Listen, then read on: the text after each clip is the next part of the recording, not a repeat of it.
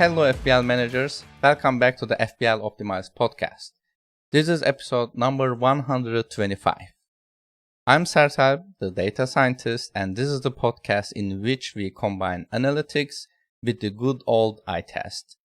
Data or grass, or data and grass? That's the question. I am flying solo today, and well, I have a story for you. If you have seen my team this week, you already know, this was supposed to be the week of the glorious free hit. I carefully crafted team, maybe differential picks here and there, some high risk, high reward picks maybe. But instead, I missed the deadline. I didn't activate the chip. I didn't even set my team. So as someone who builds analytics tools, hosts an analytic podcast, and genuinely tries to play the game well, yeah, it hurts. And I will talk about it a little bit. So this episode will start a little differently. And I will walk you through what happened, what I was planning, and how I have been coping with the chaos.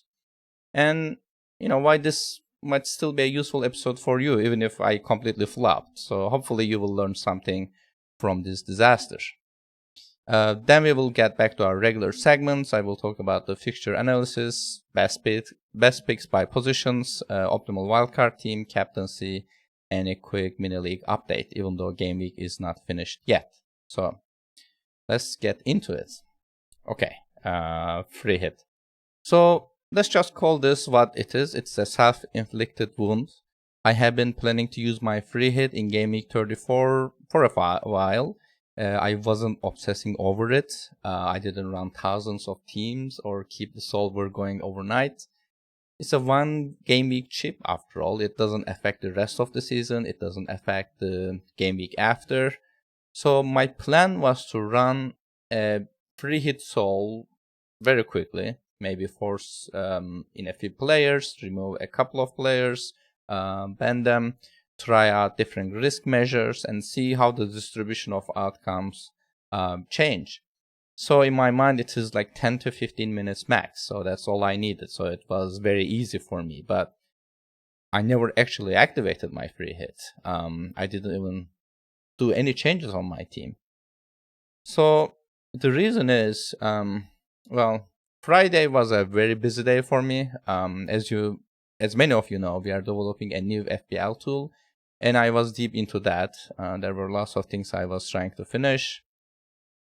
And you add my regular daytime job, and plus the fact that I wasn't feeling great that day. And to top it off, our 2-year-old went to sleep later than usual, so lots of book reading. And by the time the day ended, I was just done. I was really tired. FPL didn't even cross my mind. And since I live on the US East Coast, it's a 6:30 a.m. deadline for me. So it's like impossible to wake up earlier than the deadline unless I set the alarm. So yeah, I slept right through it. I woke up like I knew it was weekend. I know it is like Saturday morning. I suddenly realized the fact. I just opened my phone anyway, just to check if the deadline is still ahead of me, but it was long gone. So what was I planning in my free hit? Pretty much analytics picks across the board. At least double Newcastle defense, probably Livramento and Trippier. I'd already showed up in the raw optimal data. Last game week we shared it. And last episode we shared it. In the midfield, I had Salah, Palmer, and Buamo. Those were locks, obviously. And probably Kluivert as a budget option because my team value is not the best. And up front, the optimal team had Raul, Isaac, and Welbeck, if you remember. But the sensitivity analysis showed that Cunha was slightly higher than Raul. So I don't know. Maybe I might have been do it manually. And in terms of captaincy, we said Salah was ahead of everyone else, so probably him. So yeah, maybe I will have gone a little bit bolder. Maybe tried triple defense, thrown in a differential pick somewhere. I mean, but now it's in hindsight, right? So since I have observed the points, it's a little bit like difficult to say objectively, but that was the analytics team we shared with you in the last episode. So it means roughly maybe a 60 point swing for me. And let me be honest with you, the worst part of it isn't the chip itself. It's not even the expected value or the actual FPL points I lost. It's the feeling. I mean, the feeling of waking up, opening the app and realizing that, I forgot the deadline, I forgot about FPL, and I had everything in place. I mean, I had the plans, I have tools. I think that analytics has an edge. So, I feel like I'm in control, but none of it mattered because, I didn't show up when it counted. And it hits harder than actually you would think. I have been thinking about this a lot over the weekend, like why did this bother me so much? And I think it is because game FPL tricks us into believing we are in control. Well, obviously there are sometimes things that are out of our control, like we can get like unlucky with a captaincy pick, but that you constantly have this feeling. I have seen it over and over again from other people too, not only myself, that if you analyze it enough, if you plan enough, if you model enough, you will get the result you deserve. So if you miss a captaincy, you keep thinking, well, signs were actually there. So this guy was tired. This guy got better XG in the last game. So you constantly think that you're in control, that you can make it better. But the truth is, well, maybe FPL isn't just a game of planning. I mean, planning is a part of it. It's also a game of execution, and I failed at that part. I mean, I agree. I failed at the worst time possible too, because like missing a regular deadline could have been fine. I mean, maybe in terms of captaincy, I could have gone with a suboptimal captain, but in terms of team, you are not losing much. But missing the free hit deadline meant that I only have 6 players playing, and I don't have a captain. So, and honestly, just also maybe let me show you my team.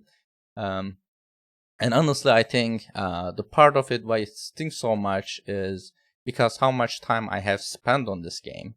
The hours spent building tools, running simulations, recording episodes, well, all that mental effort, and I still made the most basic mistake, and it's humbling. It kind of messes with your sense of was it worth it? And yes, I will say it out loud. I mean, doing a podcast and missing your free hit deadline makes it feel even worse because it's public and people expect you to be the one who like maybe never misses these things, and suddenly you're the cautionary tale. Well, a few lessons. Set your team early. I mean, this is no secret, but especially for people where deadline doesn't help, you have to set your team early. I mean, call it a bus team, call it plan B. It's vital in order not to throw all the efforts away. And the second thing is deadlines are part of this game. It should be treated as part of the game, and it's just like how some people chase price changes every night. I mean, you need to be aware of the deadline all the time. Well, obviously life happens, but again, like missing the deadline, it's making your team on time is essentially a player's responsibility. I don't know, maybe a deadline reminder tool could be useful. I don't know.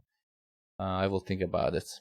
But yeah, my team is currently on 22 points after auto subs are applied with 2 players to go. I am 56 points below the safety score. So it was such a high scoring game week too. People with free hit, they got pretty good points. And it's devastating for my rank. My rank went from 45k to I think 166k right now. And I lost my rank in pretty much every mini league I care about. Like most of the mini leagues that I was leading, I lost, and I'm at best in the 3rd place.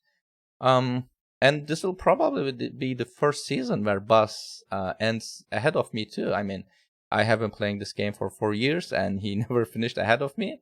But yeah, now he has a really good chance. We will see how it turns out.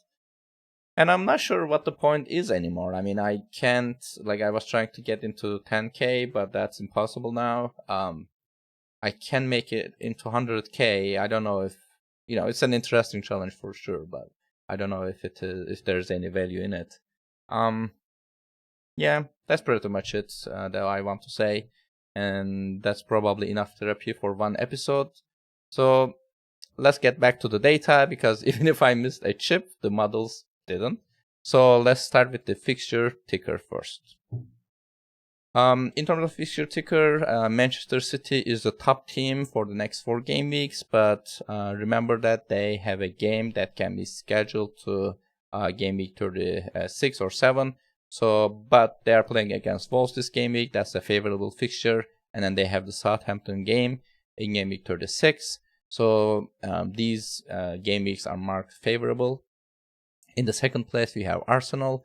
I have seen Rapti's tweet this morning, and it looks like Arsenal's win probability is going down in the betting markets. Because they lost in the Champions League, and maybe they will rotate a little bit heavier, I should say. Well, obviously, the Champions League game is much more important than the league game now that the title race is concluded. But in terms of defense, Bournemouth's game is favorable. And at the end of the horizon, they have the Southampton game in game week 38. That's also a favorable fixture. In the third place, we have Liverpool. Actually, they are playing against Chelsea and then Arsenal, so not easy fixtures. But they have the Crystal Palace in game week 38. So if you don't have Salah, maybe that's a good game week to bring him in, if you have the means to do it. In the fourth place, we have Aston Villa. They are playing against Fulham, but the fixture that's marked favorable is actually game week 36 against Bournemouth. Offensively, it is marked as a favorable fixture.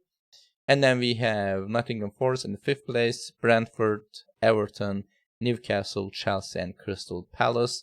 And again, these are the teams sorted by the average points, projected points by players.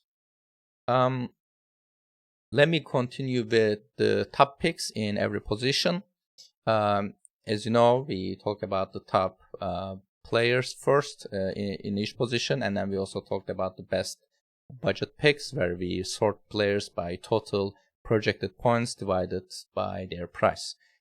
Starting with the goalkeepers, we have Raya as the top goalkeeper with 15.8 projected points over the next 4 game weeks. Last 4 game weeks of the season. And we have Pickford in the second place with 14.9. He's actually a slightly better value, even though projected points are slightly lower. And then we have South of Nottingham Forest in the third place with 14.8 projected points. In terms of value goalkeepers, we have Flecken topping the chart with 14.6 projected points. As you see, he's not that far from South, only 0.2 less, but in terms of price, he's only 4.4 million, making him the top goalkeeper by value.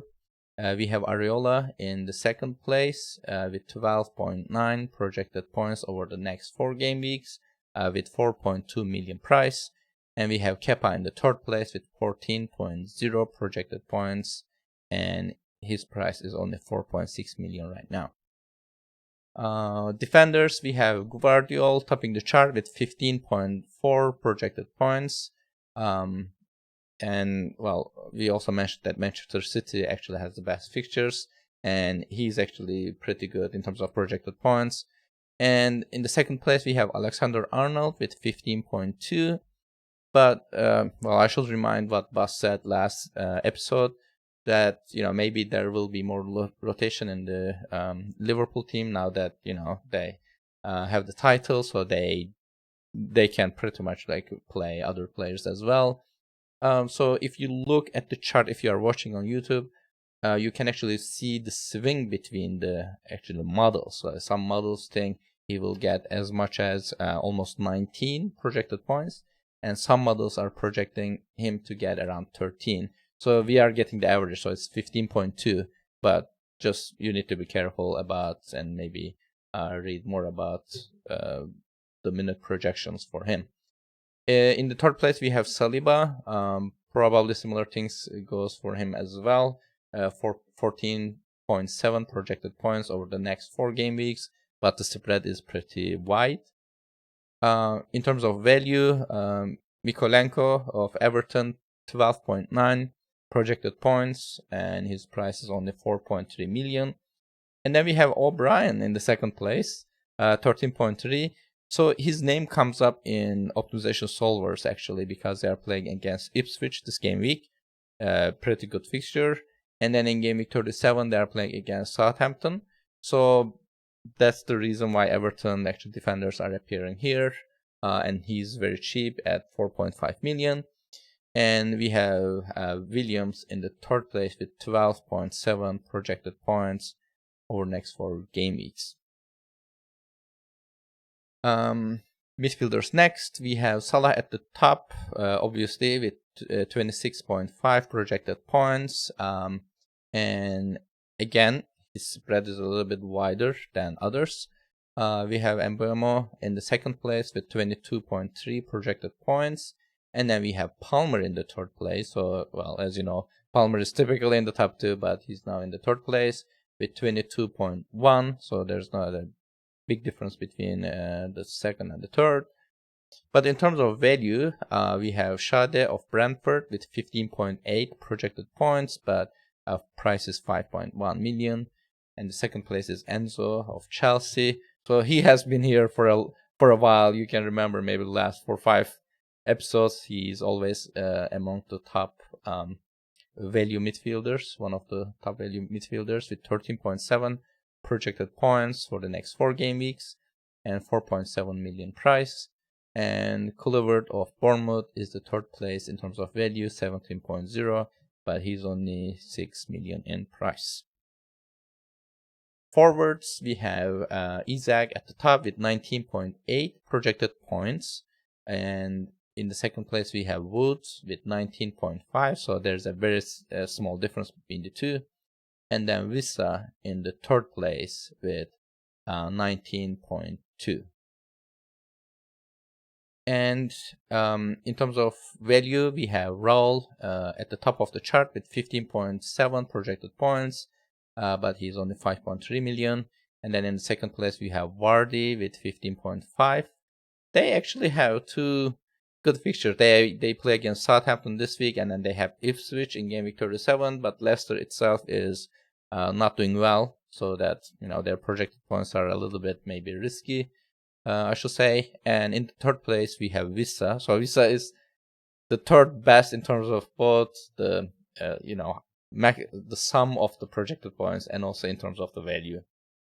But his projected point sum is 19.2 and price is only 6.6 million, making him a pretty good pick. So let me continue with the optimal wildcard team. Well, even though probably not many people have their wildcard left, this might give you an idea on what are the optimal picks. So again, I'm using my team value. We are using an ensemble, and we have Raya in the goal, and Mikolenko, Guardiol, and O'Brien in defense. So all of the players that we mentioned, either as a top budget pick or the top EV projected point pick. In midfield, we have Mbeumo, Palmer, Salah, Bowen. And in forward, we have Wissa, Vardy, and Marmoush. This team actually does something pretty interesting. So it starts with the 3 free transfers. Doesn't make any transfer in game week 36. Doesn't make any transfer in game week 37. And at the last day of the season, in game week 38, it enters that game week with 5 free transfers and uses all of them. It says Guardiol for Timber, Milankovic for Alexander-Arnold, O'Brien for Hursen, and Palmer for Saka, and Marmoush for Evan-Nilsson. Well, I don't know if anyone will enter game week 38 with 5 free transfers, but maybe this will help in terms of identifying good picks. Next is Captaincy. So here are the top players based on projection models. for GW35. So if we take the ensemble, take the equal weighted average of all the commercial models we track, we have Salah at the top. I should mention that since game week is not over yet, we have one more game to go tomorrow. So some of these models are not updated. So I'm using the values based on last week's projections. So there could be some changes here. But I think, yeah, Salah will stay here. He's at 6.1 projected points against Chelsea. And then we have Mbomo in the second place with 5.8. Palmer in the third place, 5.3. We have Marmoush in the fourth place, 5.2. De Bruyne at 5.1. Fifth place, Vissa, sixth place, 5.0. And finally, Isaac, 5.0 in the seventh place. A couple of important details here. Salah is the top pick in 3 of the 5 models we track. Fix, Hub, and Mikel Tokvam has Salah as the top option. And Fantasy Football Scout has Saka as the top option, and FPL Review has Mbomo as the top option. And actually, FPL Review has Salah in the 6th place, if I see this correctly. And so it has Palmer in the 2nd place and Marmoush. So I think some of these are related to the projected minutes of these players. So I mean, I definitely see some value in adjusting the minutes and playing around to see like which player is coming on top. I'm gonna check very quickly the latest. Yes. Yeah, FPL Review has Mbomo at the top and then Palmer. And so something to keep in mind. I mean, so the models don't agree that much this game week, even though Salah is the top option in most of these models that we follow. There's no consensus on who is the best overall.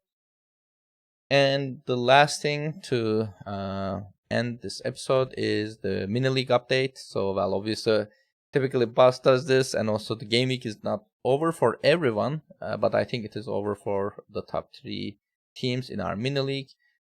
So we have Abhinav C again in the top place, and we have Carl Weeks again in the 2nd place, but we have a new third in the mini league, Richard Mulford with his team I8 Butter. Yeah, pretty nice team names here. So congratulations and keep up. And all of these 3 players are inside top 1000. So well, hopefully we can also have someone finishing in the top 100 in the last 4 game weeks. Well, that's it for today, and we will be back with another episode next week. I think Bas will be here. Just to make sure to subscribe to our podcast so you will get notified when the next episode is out. You can follow us on Twitter. For Bas, it's at BalfiBB. And I'm actually more active on Blue Sky at sertalp.com. And keep in mind that you can find a lot of data and analysis on FPLoptimize.com. You can also check your season highlights and see which players brought you points, which players actually caused damage to your team, and get a detailed analysis of your season so far. And with this, until next time, stay curious and stay analytical. Goodbye.